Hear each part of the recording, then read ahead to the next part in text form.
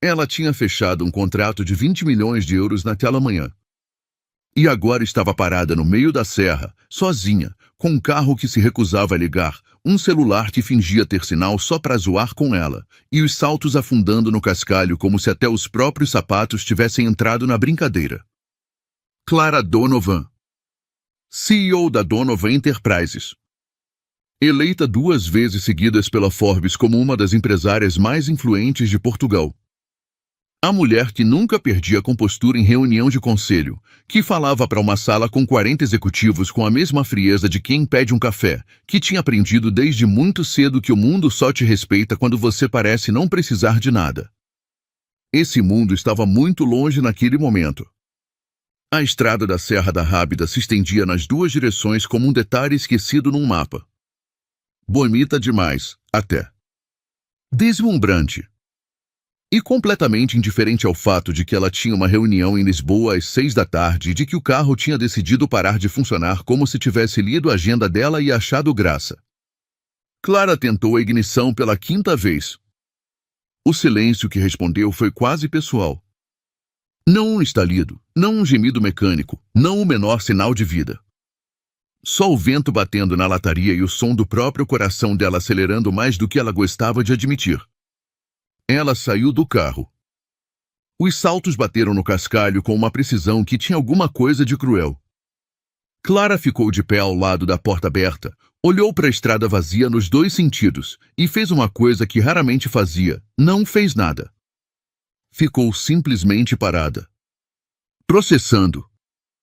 Uma menina que cresceu num apartamento de 2 quartos em Setúbal com a mãe trabalhando 2 empregos para pagar um aluguel não tem o luxo de entrar em pânico.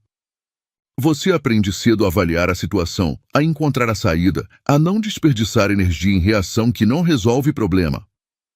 Mas tinha alguma coisa naquela tarde específica, naquela estrada específica, naquele silêncio que parecia mais cheio do que deveria, que deixava Clara com uma sensação que ela não sabia nomear. Não era pânico. Era outra coisa. Como se o dia inteiro tivesse estado construindo para algum momento que ela ainda não conseguia enxergar. O celular piscou. Uma barrinha de sinal.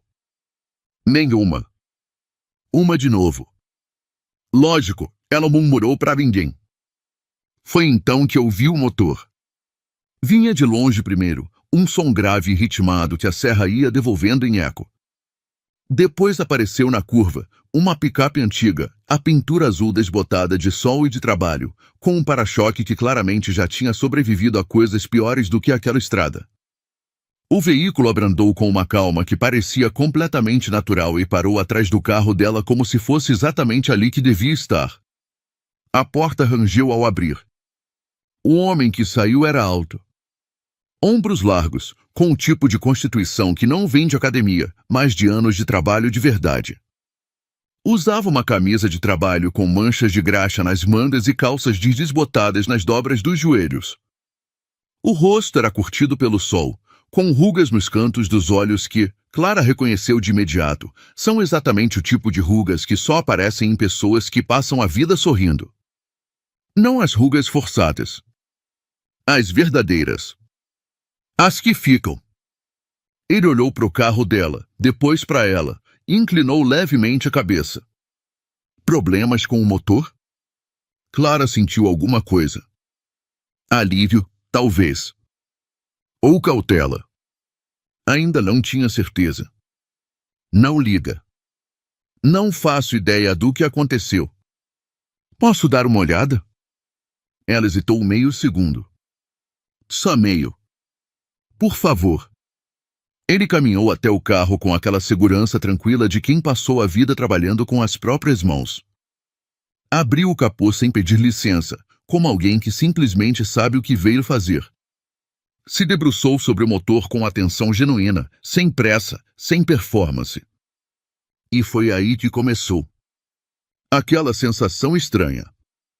Como quando uma música toca lá no fundo de algum lugar e você não consegue identificar qual é, mas sabe que conhece. Sabe com certeza. Aquela familiaridade que não tem nome ainda, que fica rondando a beirada da memória sem entrar de vez. Quando foi a última vez que verificou a bateria? Ele perguntou sem levantar os olhos. Não sei. Comprei o carro há 6 meses.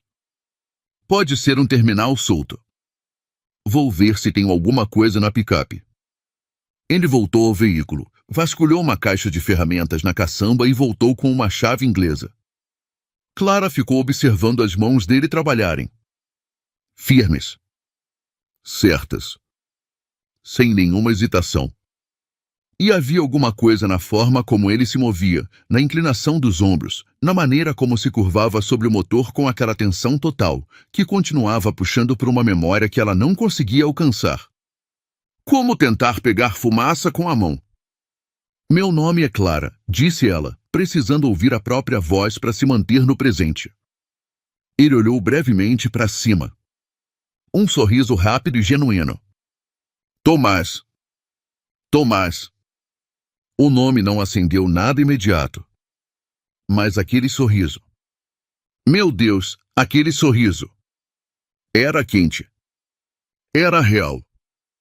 O tipo de sorriso que faz a pessoa sentir que tá tudo bem, que vai correr tudo bem, que o mundo não é tão hostil quanto parece nas 2 da tarde numa estrada vazia. Clara tinha visto aquele sorriso antes. Tinha certeza absoluta disso. Não sabia onde. Não sabia quando. Mas tinha. Você mora por aqui? Ela perguntou, tentando manter a conversa viva, tentando descobrir de onde vinha aquela sensação. A uns 20 minutos daqui. Tem uma oficina na vila, em Azeitão. Ele apertou alguma coisa com a chave, se endireitou. Tenta agora. Clara voltou para o banco do motorista, virou a chave. O motor acordou de imediato, suave e perfeito, como se nunca tivesse falhado. Meu Deus, ela murmurou. Obrigada. Muito obrigada. Tomás fechou o capô, limpou as mãos nas calças jeans. Era só um terminal de bateria solto. Acontece. Clara saiu do carro e foi buscar a carteira. Me deixa te pagar. A sério. Quanto é? Nada. Não, eu insisto. Levei 2 minutos para apertar um parafuso. Ele balançou a cabeça com uma firmeza tranquila. Não vou cobrar por isso. Não tinha como discutir. Clara via isso claramente. Tirou um cartão de visita da carteira e estendeu. Então, pelo menos leva isso. Se precisar de alguma coisa, qualquer coisa, pode me ligar. Tomás pegou o cartão. As sobrancelhas subiram ligeiramente quando leu o nome abaixo do cargo. Clara Donovan. CEO, Donovan Enterprises. Bom, disse ele, guardando o cartão no bolso da camisa. Espero que o resto da viagem corra melhor. Obrigada. De verdade. Ele fez um aceno de cabeça, deu mais um daqueles sorrisos e voltou para a picape. Clara ficou parada vendo o veículo entrar de volta na estrada. Ficou vendo as luzes traseiras ficarem menores na curva da serra, sumindo lentamente na escuridão que começava a cair pelas bordas do céu. E foi exatamente aí que aconteceu. Não foi um pensamento. Foi uma pancada.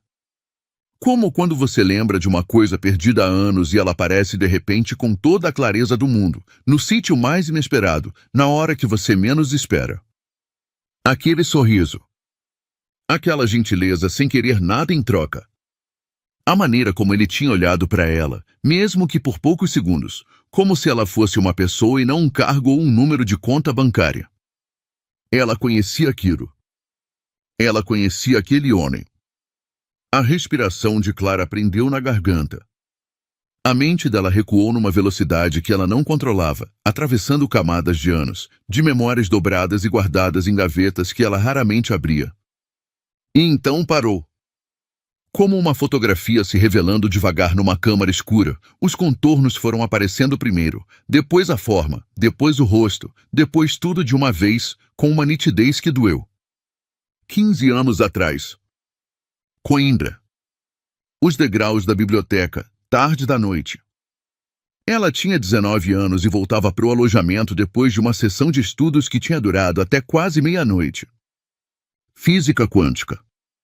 Professor Monteiro. Uma prova em 3 dias que ela não podia dar-se ao luxo de reprovar porque a bolsa que pagava tudo dependia das notas, e a bolsa era tudo o que tinha entre ela e ter que voltar para Setúbal sem ter conseguido nada do que tinha prometido para si mesma. Ela tinha pegado um atalho por uma rua mais escura. 3 rapazes na frente. Bêbados. Com sorrisos que não tinham absolutamente nada de gentil. Tinham fechado o espaço ao redor dela com aquela lentidão deliberada que é pior do que agressão direta, porque te deixa tempo demais para sentir medo. Comentários. Risos. A sensação das costas da sua camisola tocando o muro atrás dela enquanto o espaço ia ficando menor. Clara tinha congelado. O coração disparado. A mente em branco de uma forma que nunca tinha sentido antes, porque ela tinha sempre sido a menina que sabia o que fazer, que não se deixava apanhar de surpresa, que tinha uma resposta para tudo. Mas ali, naquela rua escura, com aqueles 3 à frente, tinha simplesmente congelado. E então ele tinha aparecido do nada. Um rapaz da turma de física. Alguém com quem ela mal tinha trocado palavras. Tinha se colocado entre ela e os 3 com uma calma que era quase desconcertante, e tinha dito alguma coisa com uma voz baixa e firme que Clara já não lembrava palavra por palavra, mas que tinha feito os 3 recuarem. Sem gritos. Sem agressividade. Apenas aquela presença tranquila que de alguma forma pesava mais do que qualquer ameaça. Quando os 3 tinham ido embora, ele tinha se virado para ela e tinha perguntado simplesmente: "Você tá bem?" Não como protocolo. Como quem realmente queria saber. Ele tinha acompanhado ela até o alojamento. Tinham ficado sentados nos degraus da entrada conversando até o céu começar a clarear. E naquelas horas, por alguma razão que Clara nunca conseguiu explicar completamente, a guarda dela tinha caído. Não aos poucos. De uma vez. Ela tinha contado coisas que não tinha contado para ninguém. Os medos. As dúvidas. O peso imenso de ser a primeira da família a ir para a universidade, de carregar a esperança inteira de uma mãe que trabalhava 2 empregos para pagar uma conta de luz, de saber que não tinha rede de segurança nenhuma se caísse. E ele tinha ouvido. De verdade. Com atenção de verdade. Sem olhar para o celular, sem esperar a vez de falar, sem transformar a dor dela numa deixa para falar da própria vida. Só ouvindo. Quando o sol tinha aparecido sobre os telhados de Coimbra, ele tinha se levantado. E antes de ir, tinha se curvado levemente e a beijado. Suave. Sim. Urgência. Como se ela fosse alguma coisa frágil e preciosa que ele tinha medo de quebrar. Depois tinha ido embora. Ela tinha procurado por ele. Dias depois. Semanas depois. Tinha perguntado para pessoas da turma, tinha voltado à biblioteca, tinha esperado nos degraus onde tinham sentado. Mas aquele rapaz tinha simplesmente desaparecido da universidade, como se a noite inteira tivesse sido um sonho bem detalhado. E Clara tinha acabado por aceitar, porque não tinha escolha, que aquilo tinha sido só um momento. Uma noite. Uma daquelas coisas bonitas que acontecem uma única vez e não se repetem. Exceto que ela nunca tinha parado de pensar nele. Não de um jeito exagerado, não de um jeito que tivesse te impedido de viver a própria vida. Mas estava lá, no fundo, como um padrão invisível pelo qual ela sem querer mide as outras pessoas. Aquela atenção genuína. Aquela ausência total de interesse pelo que ela tinha ou representava. Aquele jeito de olhar que fazia você sentir que o que você estava dizendo importava de verdade. O nome dele era Tomás. Tomás Ferreira. As mãos de Clara estavam tremendo quando tirou o celular do bolso. Olhou para o cartão de visita dele ainda na outra mão. Abriu o Google com os dedos que mal obedeciam. Ferreira Alto, Azeitão. Apareceu imediato. Avaliações, fotos, um site simples mas cuidado, como um logotipo desenhado à mão de alguém que claramente fazia questão dos detalhes. Havia uma foto dele na página inicial, à frente da oficina, de braços cruzados, com aquele sorriso. Clara ficou olhando por um longo tempo. Depois foi pro Facebook. Perfil público. E foi aí que o coração dela fez aquela coisa que coração às vezes faz sem avisar, apertou. Uma menina pequena. 6, 7 anos, talvez. Caracóis escuros e o sorriso exato do pai. Inês, dizia uma legenda numa foto de aniversário com um bolo de chocolate. Fotos de campismo. De peças de teatro da escola primária com o rosto pintado. De uma tarde num parque com sorvete na mão e risada aberta. Uma vida pequena e absolutamente completa. Nenhuma mulher nas fotos recentes. Nenhuma referência. O peito de Clara apertou de um jeito que a pegou completamente desprevenida. Ele tinha construído o mundo inteiro. Um mundo bom, um mundo real, um mundo cheio de amor pequeno e cotidiano. Sem ela. É claro que sem ela. Ela tinha sido uma noite na vida dele. Uma conversa até o amanhecer. Um beijo nos degraus de um alojamento universitário. O dedo dela pairou sobre o botão de mensagem por um longo momento. O que ela ia dizer? Olá, lembra de mim? 15 anos atrás você me salvou numa rua escura e eu nunca mais consegui parar de pensar em você? Que passo a vida inteira medindo todo mundo por aquilo que você foi durante uma única noite e acho que ninguém chega. Que casei, me separei, construí uma empresa que aparece na Forbes, e de alguma forma em todos esses anos você continuou sendo o único momento em que eu me senti completamente vista. Ela fechou o aplicativo. Estava sendo ridícula. Era completamente ridículo. Mas na manhã seguinte, Clara Donovan acordou cedo, ficou na cama olhando pro teto por uns 20 minutos, e depois levantou, se vestiu e entrou no carro em direção à serra. Disse para si mesma que era só para agradecer direito. Nada mais do que isso. A Ferreira Alto era um prédio modesto na rua principal de Azeitão, espremido entre um armazém de ferragens e um café que cheirava a café coado e torradas mesmo de fora. Clara estacionou do outro lado da rua e ficou um momento com as mãos no volante, motor desligado, observando pela janela de vidro da oficina. Tomás estava trabalhando num carro, movimentos eficientes e calmos como na tarde anterior. Uma rádio tocava lá dentro. Ela conseguia ouvir o murmúrio da música mesmo do lado de fora. Ela quase arrancou. Quase colocou a primeira e foi embora antes que qualquer coisa acontecesse. Antes de se arrepender. Então Tomás olhou para cima, viu o carro dela estacionado do outro lado da rua e acenou com a mão. Não tinha mais como ir embora.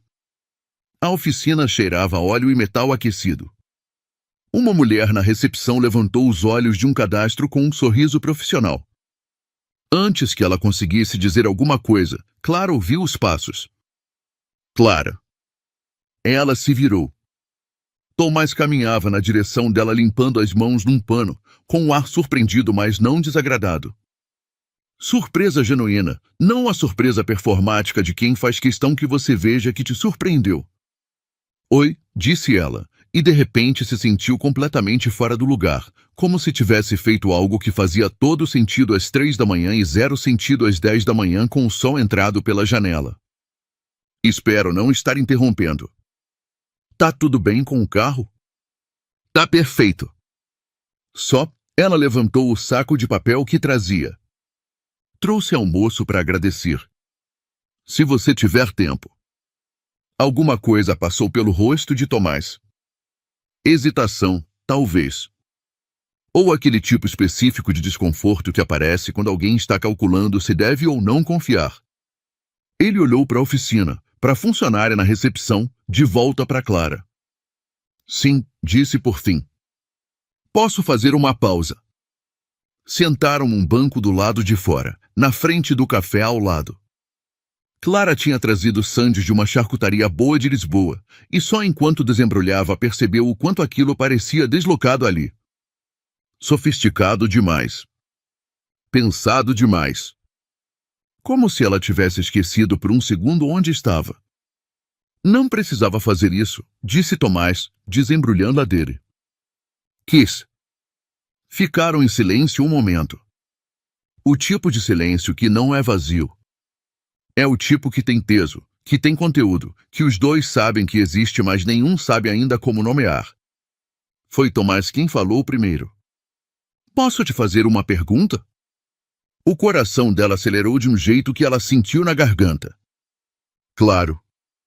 Ontem, quando você me deu o cartão. Clara Donovan, CEO. Ele não estava olhando para ela. Olhava para frente, para a rua, para os carros passando. Fui pesquisar. Uma pausa pequena. Você fez coisas extraordinárias. Construiu uma empresa do zero. Aparece em revistas. É um nome. Agora ele olhou. Por que você está aqui de verdade? Te disse.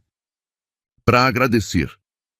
Gente como você não dirige 1 hora para trazer almoço para um mecânico numa vila pequena. A voz dele era tranquila. Não agressiva. Não ressentida. Só direta, com aquela firmeza gentil que Clara estava começando a reconhecer como simplesmente o jeito que ele era. Então o que é isso na verdade? Clara respirou fundo. Vi agora com toda clareza as paredes que ele tinha construído. A presunção automática de ter alguém como ela não podia ter interesse genuíno em alguém como ele. Que havia sempre outro motivo. Um projeto de caridade. Uma curiosidade de fim de semana. Uma história engraçada para contar em jantar. Qualquer coisa menos autenticidade. Você acha que estou fazendo turismo? Disse ela baixinho.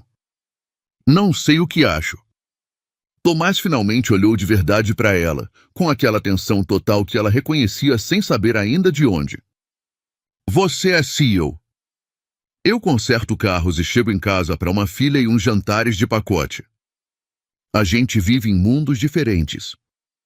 Nem sempre foi assim. As palavras ficaram suspensas no ar entre eles como fumaça numa sala fechada. Tomás ficou completamente imóvel. Aquela expressão de quem ouve uma nota musical que reconhece, mas não consegue colocar na música certa. O que você quis dizer com isso? As mãos de Clara tremiam. Ela colocou a Sandy em cima do joelho e respirou fundo 1 vez, 2 vezes, como quem se prepara para saltar de um lugar alto sem saber o que tem embaixo. Universidade de Coimbra. 15 anos atrás. A gente tinha física juntos. Professor Monteiro. Quinta-feira de manhã, Anfiteatro B. Tomás olhou para ela. A concentração no rosto dele era total, como alguém montando um quebra-cabeça com peças que estão em algum lugar mas demoram para aparecer. Uma noite, ela continuou, a voz mais baixa agora, mais devagar, como se cada palavra precisasse de espaço para pousar. Eu voltava tarde para o alojamento. Havia 3 rapazes numa rua escura aqui. Ela parou. Não precisava terminar essa parte. Você apareceu. Não sei de onde. Simplesmente apareceu, ficou entre mim e eles foram embora. O silêncio que se seguiu foi diferente de todos os outros silêncios daquela manhã. Era mais pesado. Era mais cheio. Era do tipo que 2 adultos ficam dentro sem que nenhum dos dois queira ser o primeiro a mexer. Depois ficamos conversando, disse Clara. Nos degraus do alojamento. A noite inteira. Até o sol nascer. Tomás estava completamente parado. A olhar para ela com uma expressão que ela não conseguia ler completamente, mas que tinha alguma coisa de devastado nas bordas. Como alguém que recebe uma notícia que muda o entendimento de alguma coisa que já aconteceu e não tem mais como ser mudada. Clara, disse ele por fim, muito devagar, como se estivesse testando o nome numa boca diferente de quando tinha usado no dia anterior. Clara. Souza. Ela não disse nada. Não precisava. Meu Deus. Ele esfregou a mão no rosto, fechou os olhos por um segundo. Você cortou o cabelo. E o sobrenome? Me casei. Me separei. Fiquei com o sobrenome do ex-marido porque já era o nome da empresa. Tomás ficou com os cotovelos nos joelhos e olhou para o chão por uns segundos que pareceram muito mais longos do que eram. Quando levantou os olhos, havia alguma coisa ali que Clara não estava esperando encontrar. Não o constrangimento de quem não se lembra. Não a desculpa fácil de quem foi embora e não voltou. Havia reconhecimento. E junto com o reconhecimento, algo muito mais complicado. Algo que parecia custar alguma coisa. Eu te procurei, disse ele baixinho. Clara abriu a boca. Saí de Coimbra no dia seguinte, continuou Tomás, agora olhando para ela sem desviar. Meu pai teve um AVC. Tive que ir embora de emergência, não tinha como avisar ninguém porque nem tinha o seu número. Passei 3 meses em Setúbal cuidando dele. Quando voltei para Coimbra, fui ao seu alojamento. Uma pausa. Me disseram que você tinha mudado. Mudei de faculdade, disse Clara. A voz saiu menor do que ela queria. A bolsa caiu no 2º semestre. Tive que me transferir para Lisboa. Ficaram os dois em silêncio, absorvendo os 15 anos que cabiam nessas 2 frases simples. 15 anos de vida inteira. De decisões tomadas sem saber o que a outra pessoa estava fazendo. De caminhos que foram para direções opostas não porque alguém quis, mas porque a vida às vezes simplesmente faz isso, sem pedir licença, sem se importar com o que ficou pela metade. Não te esqueci, disse Tomás. A voz era baixa, mas firme. Sem dramatismo. Como alguém dizendo uma verdade porque é a verdade, não porque quer causar efeito. Sei que pode parecer muita coisa para dizer para alguém que você só conheceu numa noite, mas é o que é. Eu também não. As palavras saíram antes de ela decidir dizê-las. Sem filtro. Sem a camada profissional que ela passará 15 anos aperfeiçoando. Só a verdade, limpa e sem adorno, pousando entre eles no banco daquela rua de Vila Pequena. Tomás ficou olhando para ela por um longo momento. Então disse, com uma honestidade tão direta que doeu da forma boa. O que a gente faz com isso? Clara não teve uma resposta pronta. E foi a primeira vez em muito tempo que não ter uma resposta pronta não pareceu uma fraqueza. Não sei, disse ela. Mas ontem, quando vi seus faróis sumirem naquela curva, eu sabia que não conseguia simplesmente fingir que não era você. Não conseguia dirigir de volta para Lisboa e continuar vivendo como se não tivesse ficado parada ali pensando em você por 15 anos. Tomás não respondeu imediato. Olhou para as mãos dele, grandes e marcadas de trabalho, e depois olhou para ela com uma expressão que misturava alguma coisa que podia ser esperança com alguma coisa que era claramente medo. O tipo de medo que não é covardia. É o tipo que aparece quando você tem alguma coisa boa na vida e não quer arriscar estragar. Tenho uma filha, disse ele. A Inês tem 8 anos. Ela é a minha vida inteira. Qualquer coisa que aconteça comigo passa por ela primeiro. Sempre. Entendo. E você tem uma empresa. Vive em Lisboa. Tem um mundo completamente diferente do meu. Isso não é simples. Nunca disse que era. Eu não sou o que você estava esperando encontrar, Clara. Não estava esperando encontrar nada. Ela olhou para ele com uma calma que veio de um lugar que ela não sabia que tinha. Estava encalhada numa estrada com o carro quebrado. E aí apareceu você. Uma pausa. Já não tenho 20 anos. Não preciso que seja simples. Só precisava te dizer que não esqueci. E te perguntar se eu posso te conhecer de novo. Devagar. Do jeito que deve ser. Tomás ficou em silêncio por um momento que pareceu durar muito mais do que era. O sol batia oblíquo na rua principal de Azeitão, e lá dentro do café ao lado alguém tinha colocado música baixinho, uma daquelas músicas que você não presta atenção, mas que ficam depois. Você tem planos para o fim de semana? Disse ele por fim. Clara deixou uma respiração sair devagar. Não.